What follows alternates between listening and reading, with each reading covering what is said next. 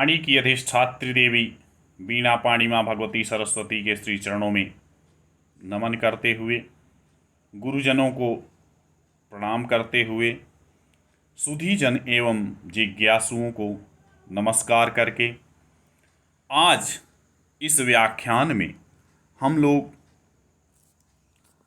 समास प्रकरण के अंतर्गत समर्थः पद विधि इस सूत्र की व्याख्या को समझेंगे।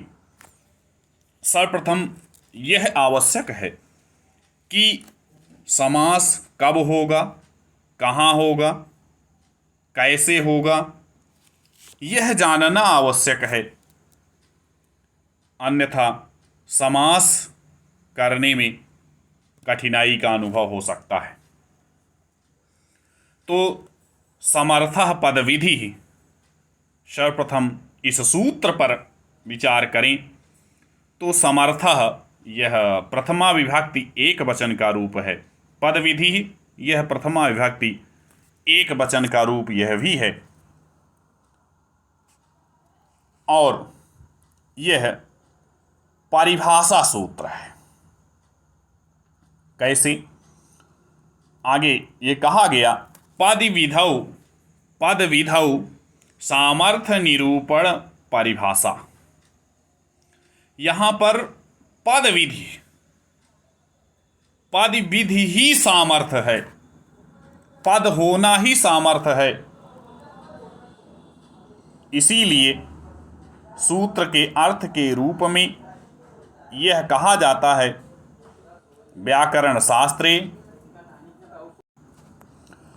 उक्तः पद विधि समर्थानां विषय एव भवति। तात्पर्य क्या है? तात्पर्य यह है कि पद संबंध, पद की जो विधि है वह किसकी विधि है? कहें पदानाम विधि, समर्थ पदों की विधि है। और यह समर्थ पद की ही विधि के रूप में इसे जाना जाता है। इसका तात्पर्य यह है कि जहाँ सामर्थ्य होगा वहीं पद विधि होगी। अब हम लोग पद के संबंध में अगर जानना चाहें तो महर्षि पाणिनि का सूत्र है सुप्तिगंतम पदम। तात्पर्य यह है कि जो सुबंत है वह पद है, और समास एक पद विधि है। पद विधि क्यों है? पद विधि इसलिए है क्योंकि यहाँ पर पदों को ही उद्देश्य करके समास किया जाता है। तात्पर्य यह है कि जिन दो या दो से अधिक पदों के बीच समास हो रहा है वह सुबंत है। सुबंत होना चाहिए तभी वह समास होगा। इस आधार पर भी इसे समास को पद विधि इस संज्ञा से अभिहित किया जाता है। पद विधि के लिए इस पद में ही, पद विधि ही, इस पद में ही पदानाम विधि इससे स्पष्ट होता है। और पद कौन होगा? महर्षि पाणिनि के उस सूत्र पर विचार करें तो सुप्तिगंतम पदम से उसकी पद संज्ञा होती है, सुबंत।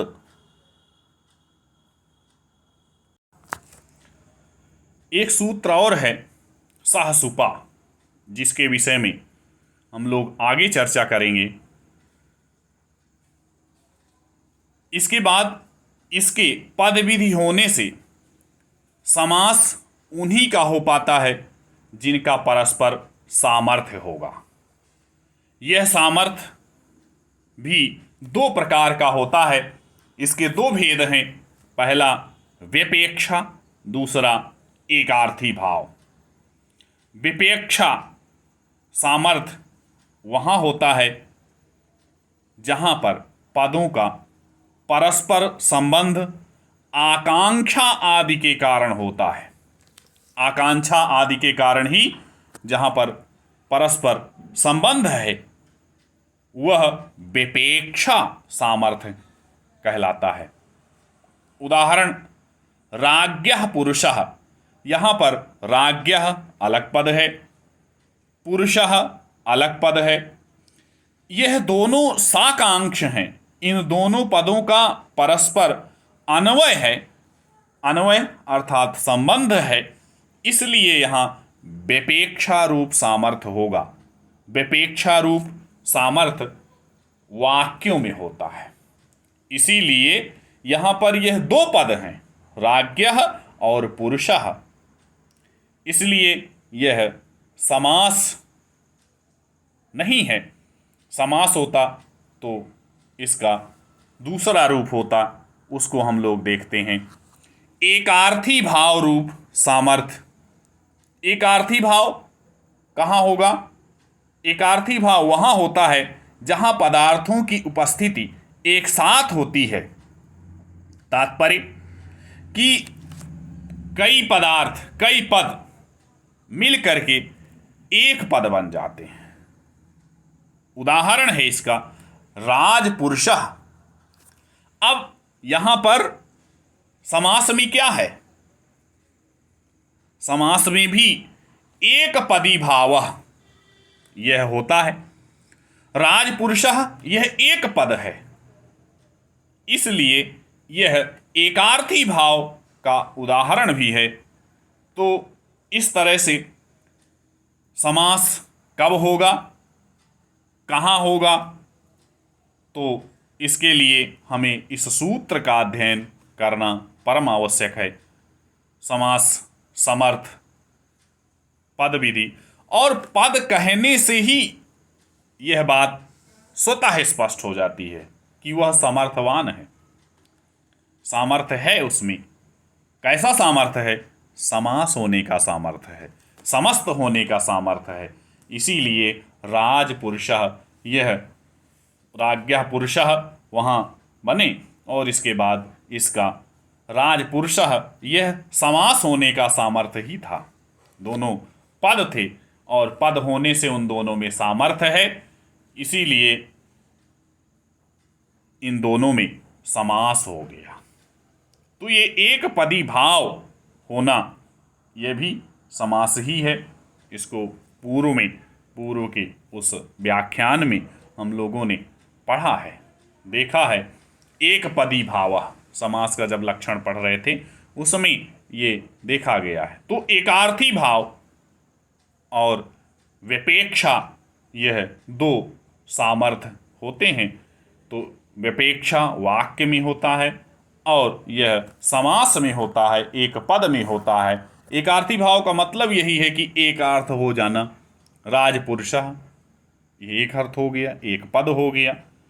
तो इस तरह से इस सूत्र का अध्ययन समास पढ़ने से पूर्व अत्यंत आवश्यक है और बहुत ही गंभीरता के साथ इसका अध्ययन किया जाना चाहिए। इसलिए इस सूत्र की व्याख्या यहाँ पर प्रस्तुत की गई है। आप सभी को सादर नमस्कार।